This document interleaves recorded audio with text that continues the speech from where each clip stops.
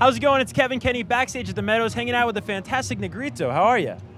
I'm doing fine. I'm like, better than some other people. I'm not as good as others, but I'm like somewhere in the middle, and that's where I like to be. You opened up this party today at Meadows. You were on, which stage were you on? Do you remember? I don't remember the name of it, but Queens, it was big. I think. Was it Queens? I think it was Queens Boulevard. But you were the first person I saw when I walked in today, and you were telling a great story about being on tour in Europe, I think in Norway, signing girls' butts. I did sign some pretty big butts in Norway, and they actually warned me in their Norwegian accent. They were like, I have very big butt, is that okay? And I was like, I'm a black male. What are you talking about? Of course that's okay. Now, is Come that, on. is that the craziest thing that happened on tour? Nah. No? Can you tell us a crazy story from your European Can't tell tour? that story. No? The craziest. Somebody said in the lounge yesterday that stories like that should be sold, not told. Maybe that's fair to say. Signing the butt that's about as far as I'm going. Yeah. Because the other thing, people will go to jail or relationships might end. Yes, we don't want to do that. This is being recorded, it looks like. It's being recorded. We're under surveillance here, and we're going to act accordingly.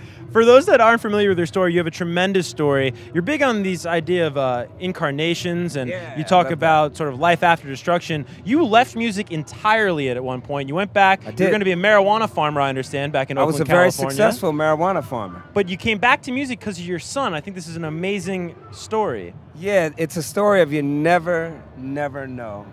Because, I'd been in the music industry for a while, and I just, as an artist, I just felt like I didn't have anything else to say. And so I thought being a cultivator of marijuana seemed like a fine occupation. And so I thought, I'll go back home to Oakland, I'll do that, and I'd like to have a son. I didn't have any kids, and I had a son, and one fateful day in a sun-filled room, I'm with this kid, and we're alone. He was like really cranky. I used to make all the daddy faces. It wasn't working. And there was one sorry-ass guitar that I couldn't sell because nobody would give me any money for it. So I just left it stored underneath his little orange love seat, as it was. And I remember just looking at it, and I looked at him, I said, wait a minute, maybe. I picked it up, and I remember I had to tune it, and I played it G major, and a bomb exploded in the room, and suddenly this sad face exploded into the biggest smile that I'd ever seen, and I thought, I was like a little taken aback. I wasn't sure what was happening, but I knew something was happening, and that began a long, slow walk back towards music. I had to figure out what I was going to do, what was I going to say, and then I came up with the idea of Fantastic Negrito. You play on the streets. And about 4 years ago, I remember the day I picked up the guitar and just started walking towards downtown, and I never looked back. I thought I had some good songs, and I wanted to play them for people who didn't want to hear them. I thought that was more interesting. So I would busk, and I'd kind of judge how well I was doing based on how much money I was making.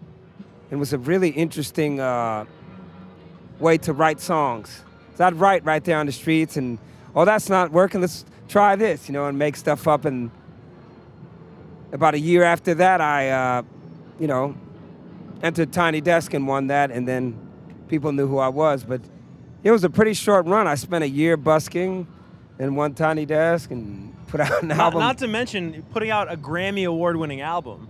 That's true. That's congratulations. But hey, thank you very much. But I'd say the best part about winning that Grammy was really making the kind of record that I wanted to make, that I knew connected with people on the streets, trying to get home from work, and I knew that that's the record I wanted to make. I didn't make it in the studio. So for you artists out there, you don't need money for a studio. I recorded this in an old funky room, actually. And I did it without a label. And I think that's what makes me happy about that, is that it can be inspiring and encouraging to artists, because no time have we needed the voice of artists more than now. This is, I feel like, a very crucial time when we are dealing with people they're leading people off a cliff, and there's a ignorance, people just not being aware of facts. Right. And I think that it's an important time for artists. As an artist, I saw this crowd today. It was an amazing crowd. They're all different. diverse, black, white, Asian, straight, gay, big and small. And my idea is all this diversity, all these differences, we're going to unite these people and have a great time. And politicians think the opposite. They look at diversity and they go, gee, how can I put you against him and you against her, and let's divide all these people up for really destructive purposes. So I don't care where you are on the political spectrum. It's a really disturbing time. Yeah. And well, and that's where music comes in. That's where music comes in, music. the power of music. And you know all about that. You're from Oakland, California. That's right. A city's very rich in the history of progressive, activism.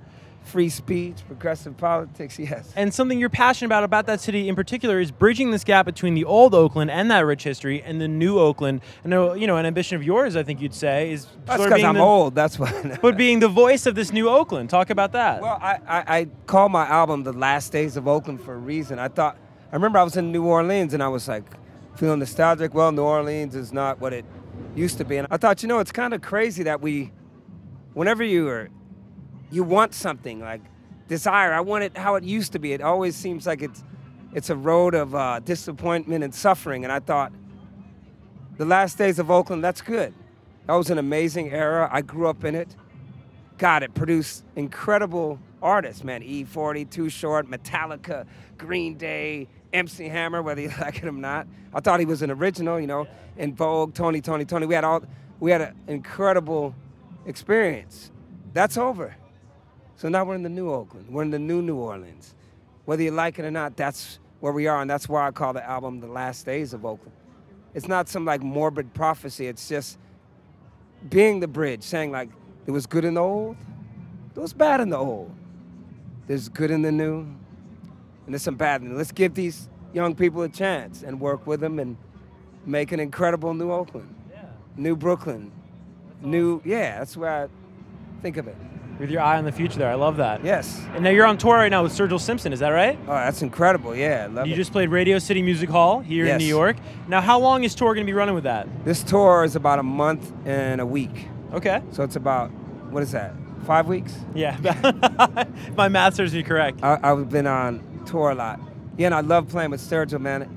One thing I like to say about Sergio, man, I'll never realize how good of a guitar player this dude is. Mm-hmm. But watching him live, man. Dude, probably incredible. He's incredible. What a great guitar player. Yeah. So I just put that out there to the world. But it's great. It's like a first date every night. I'm sitting here. These people, a lot of them are country fans. Some of them are not, because Sturgill is kind of what I won the Grammy for blues, but I don't know if that's really a blues album. He won the Grammy for country. It's a really different country album. So I think we're kind of on the same level there, and it was great to have a tour like that. But every night it's like a first date. Yeah. It's like, hi, these people are like, who is that, you know? Yeah, well, it harkens back to your busking days of trying to, exactly. you know?